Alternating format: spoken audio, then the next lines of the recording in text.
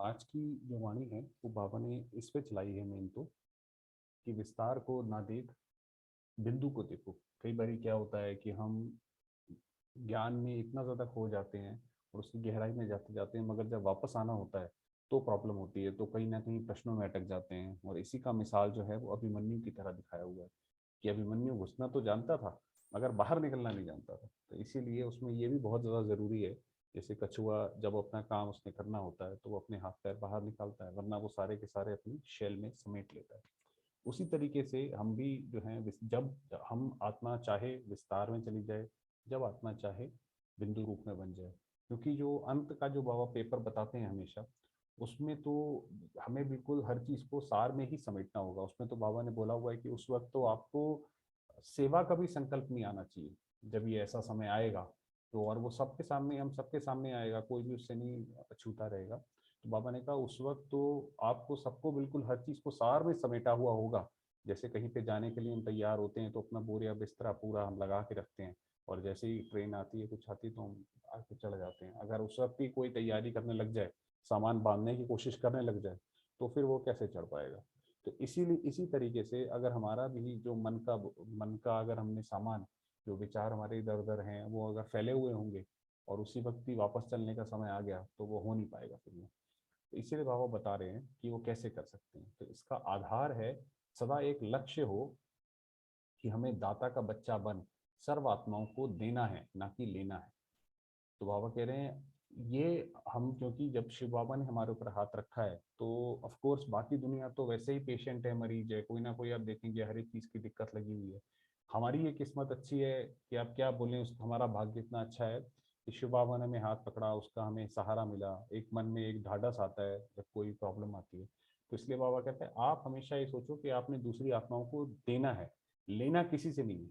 यह करे तो मैं करूं नहीं, कि ये चलो मैं इतना सब कर देती हूँ या कर देता हूँ, कम से कम ये इतना तो करे, वो भी नहीं। हर एक दातापन की भावना रखे तो सब देने वाले अर्थात संपन्न आत्मा हो जाएंगे। तो अगर हमें हर एक कोई, हम देवता मतलब जो देता है, तो बिल्कुल वही भावना रखे।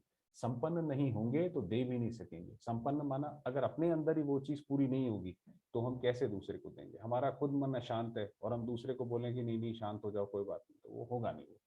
तो जो संपन्न आत्मा होगी वह सदा तृप्त आत्मा जरूर होगी। जो संपन्न होगी, जैसे कहते हैं कि जो क्या कहते हैं, पानी अगर आधा भरा होता है मटके में तो वो छलकता है, ऊपर नीचे होता है।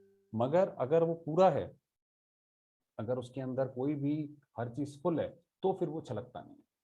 तो इसलिए बाबा कह रहे हैं जो संपन्न आत्मा होगी वह सदा तृप्त, बिल्कुल संतुष्ट होगी। मैं देने वाला दाते का बच्चा हूँ, देना ही लेना है। तो ये तो कार्मिक अकाउंट बाबा बताते ही हैं कि बच्चे अगर आप दोगे भी तो उसका भी फल आपको अपने आप आके मिलेगा ही मिलेगा। तो इसीलिए ये हमेशा सोचें कि मैं देने वाला बच्चा हूँ, देने का बच्चा हूँ, दाता का बच्चा हूँ। जितना देना उतना लेना ही है। प्रैक्टिकल में लेने वाला नहीं, लेकिन देने वाला बनना है। तो हमारे अंदर हमेशा ये भावना हो कि हमने देना है। हमारे साथ कोई भी आए, हमारे दर पर कोई भी आए, तो जरूर वो हमसे कुछ ना कुछ लेके जाए। दातापन की भावना सदा निर्विघ्न, इच्छा मात्रम अविद्या की स्थिति अनुभव कराती है। ये जो दातापन की भावना है, इससे सदैव हम निर्विघ्न रहेंगे। निर्विघ्न क्योंकि अगर हमारा धीरे धीरे सबसे मोह नष्ट होगा और ध्यान सिर्फ शिव बाबा के प्रति रहेगा। और दूसरा, जो हमारी अपनी इच्छाएं हैं, जब हमें ये धीरे धीरे पता पड़ेगा कि देना ही लेना है, जितना हम देते हैं उतना ज्यादा वापस मिलता है, तो इच्छा तो वैसे ही रहेगी कि ये भी दो। तो इच्छा मात्रम अविद्या, इच्छाएं जो हैं वो सारी खत्म होती जाएंगी। सदा एक लक्ष्य की तरफ नजर रहे, वह लक्ष्य है बिंदु। अब बाबा बता रहे एक लक्ष्य अर्थात बिंदी की तरफ सदा देखने वाले, अन्य कोई भी बातों को देखते हुए भी नहीं देखो। तो बाबा ने कहा कि ऐसे ही अपनी आप अवस्था बनाओ कि जहां पे जिस चीज को आप देखना चाहो उसको देखो, जब उसको नहीं देखना है तो बिल्कुल नहीं देखो। बिल्कुल ऐसी अवस्था होनी चाहिए, तभी तो होगा। वरना आसपास अगर मान लीजिए अंत में हाहाकार मच रहा है और हम भी आसपास ये देखने लग गए कि ये क्या कर रहा है वो क्या कर रहा है, तो हम तो फिर उसी में ही फंस जाएंगे। तो वही बाबा कह रहे हैं कि अपनी अपना जो लक्ष्य है वो बिंदु की तरफ रखो। नजर एक तरफ बिंदु की तरफ ही हो। जैसे यादगार रूप में भी दिखाया है कि मछली की तरफ नजर नहीं थी, लेकिन आंख की भी बिंदु थी, बिंदु में थी। तो वो जो अर्जुन का दिखाते हैं वो ये वास्तव में यादगार है। वो ऐसा नहीं है कि भगवान ने उसको तीरंदाजी सिखाई और बोला कि जाओ सबको मार दो। वो इसका भावार्थ ये है।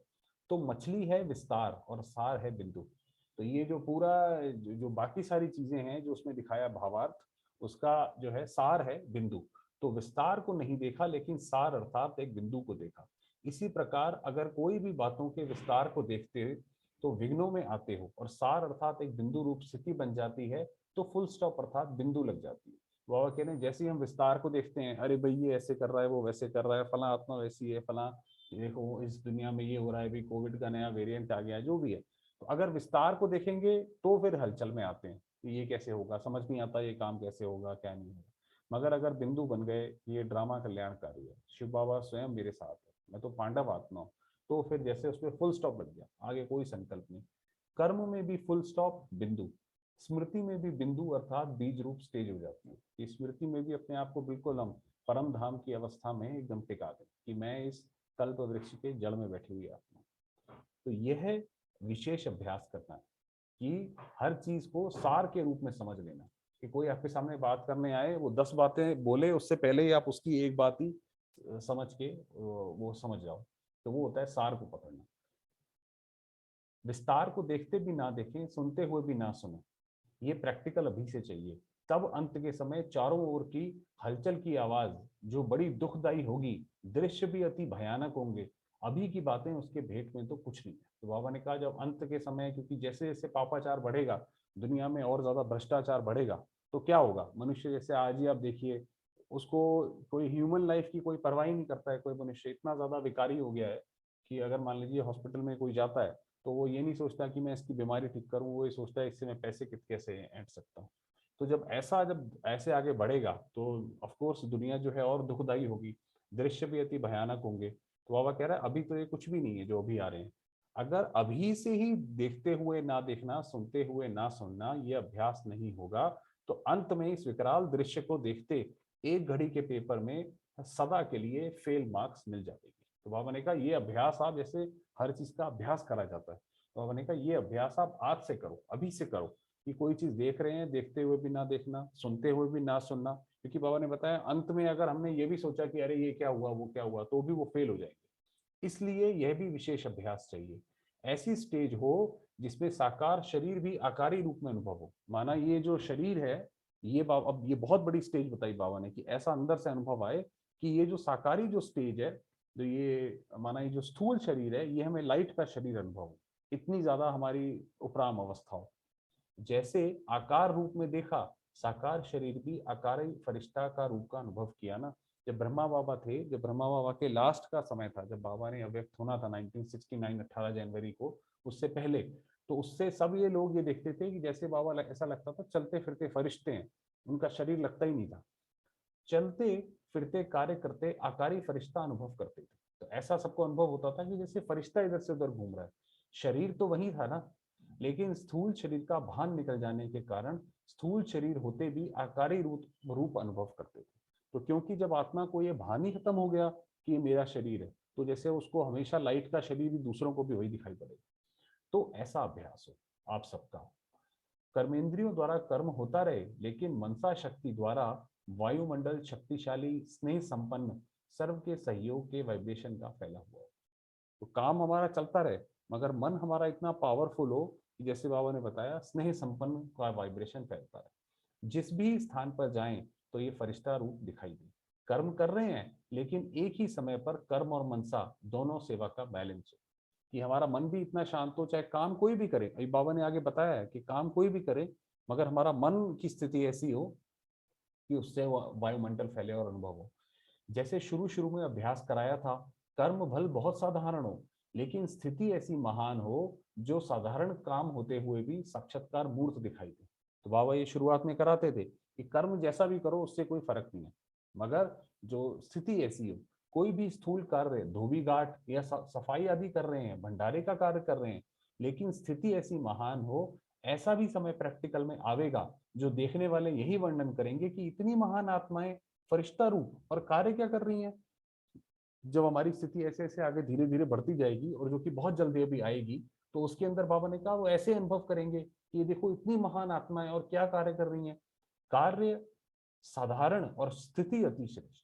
तो कार्य से लेना देना नहीं है, मगर जो कार्य करें वो उसकी स्थिति से करें, वो बाबा कह रहे हैं।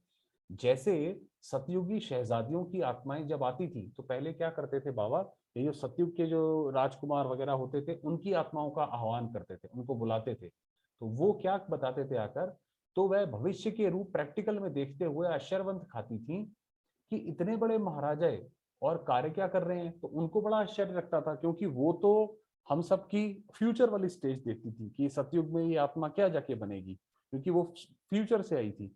तो वो बाबा कह रहे हैं उनको बड़ा आश्चर्य होता था कि इतने बड़े ये महाराजा हैं और कार्य क्या कर रहे हैं, कि देखो ये कोई सफाई कर रहा है, कोई खाना बना रहा है, विश्व महाराजा और भोजन बना रहे हैं। वैसे ही आने वाली आत्माएं ये वर्णन करेंगी कि हमारे इतने श्रेष्ठ पूज्य इष्ट देव और यह कार्य कर रहे हैं। तो बाबा ने कहा ये जब सामने निकलेगा कि इतनी बड़ी बड़ी आत्माएं, महान आत्माएं ये कार्य कर रही हैं, चलते फिरते इष्ट देव या देवी का साक्षात्कार स्पष्ट दिखाई दे, अंत में पूज्य स्वरूप प्रत्यक्ष देखने लगेंगे। तो बाबा ने कहा अंत में, क्योंकि जब ये भक्ति पूरी होगी, अब ये लोग भक्ति भी जो है और तेजी से करेगी आत्माएं, जैसे जैसे दुख बढ़ेगा, तो फिर उन भक्ति का फल ये होगा कि जो देवियों की जो पूजा करते हैं वो देवियां उनके सामने प्रत्यक्ष होंगी। वो देवियां कौन होंगी, वो वास्तव में आप लोग ही जैसे बहनें और माताएं होंगी जो प्रत्यक्ष होंगी उनके सामने। तो फिर और लोगों का अनुभव होगा कि इतनी बड़ी आत्मा है, इनकी हम इतनी पूजा करते हैं और देखो ये कितना साधारण काम कर रही है। तब उन वो जो है नतमस्तक होंगे। अंत में पूज्य स्वरूप प्रत्यक्ष देखेंगे लगेंगे, फरिश्ता स्वरूप प्रत्यक्ष दिखाई देने लगेगा। तो ये जो फरिश्तों की बात बोलते हैं तो बिल्कुल वो सामने दिखाई देगा। जैसे कल पहले का भी गायन है अर्जुन का, साधारण सखा रूप भी देखा, लेकिन वास्तविक रूप का साक्षात्कार करने के बाद वर्णन किया कि आप क्या हो। वो उसके अंदर अर्जुन जो है बार बार श्री कृष्ण उसको समझाते हैं कि भाई नहीं, तुम ऐसा करो, ऐसा पुरुषार्थ करो। वो बार बार कहता रहता है प्रभु ये भी नहीं होता मेरे से, प्रभु ये भी नहीं होता मेरे से। तो उसके बाद वो कहते हैं कि अच्छा मैं तुम्हें अपने विराट रूप का साक्षात्कार कराता हूँ, जिसमें वो कहते हैं। तो जब वो साक्षात्कार वो करता है अर्जुन, तो वो कहता है कि प्रभु मैं तो आपको सखा समझता था, और आप तो कितनी बड़ी हस्ती हो कि पूरी सृष्टि आप में समाई हुई है। तो इतना श्रेष्ठ और वह साधारण सखा रूप, इसी रीति आपके भी साक्षात्कार होंगे चलते फिरते। इसी तरीके से हमारे भी जो है बाकी आत्माएं साक्षात्कार करेंगी। दिव्य दृष्टि में जाकर देखें वह बात और है। दिव्य दृष्टि में माना जैसे साक्षात्कार होता है कि खुली आंखों से भगवान का साक्षात्कार करते हैं, बाबा कह रहे हैं वो बात अलग है। मगर आपका जैसे शारीरिक देखती है वैसे, जैसे शुरू में चलते फिरते देखते रहते थे, ये ध्यान में जाकर देखने की बात नहीं है। जैसे एक साकार बाप का आदि में अनुभव किया, वैसे अंत में अभी सबका साक्षात्कार होगा। तो अंत में बाबा ने कहा आप देखिए जैसे जैसे अभी टाइम भी आगे बढ़ता जा रहा है, वैसे वैसे जो व्यक्ति जैसा है वो प्रत्यक्ष होता जा रहा है। अगर मान लीजिए कोई बहुत व्यक्ति अमीर है मगर उसने बहुत घोटाले किए हैं, वो भी सामने आ रहे हैं। कई सारे बाबा वगैरह जो हैं, जो आश्रम चलाते हैं, जो किसी ना किसी आड़ में चला रहे थे, वो भी सामने आ रहे हैं। लोगों का किसी का धन है अंदर जोड़ जोड़ के रखा हुआ था, वो भी सामने आ रहा है। तो इसी तरीके से हम बच्चों का भी जो है वो सामने आएगा। तो ऐसे करके बाबा ने बताया कि उस पर आप काम करना स्टार्ट करो। तो कैसे करो कि विस्तार को भी देखते हुए ना देखो, सुनते हुए ना सुनो, जहाँ पे हमें अपनी बाबा को याद करना है वहां पे। बाकी थोड़ी देर बाबा को याद करते हैं।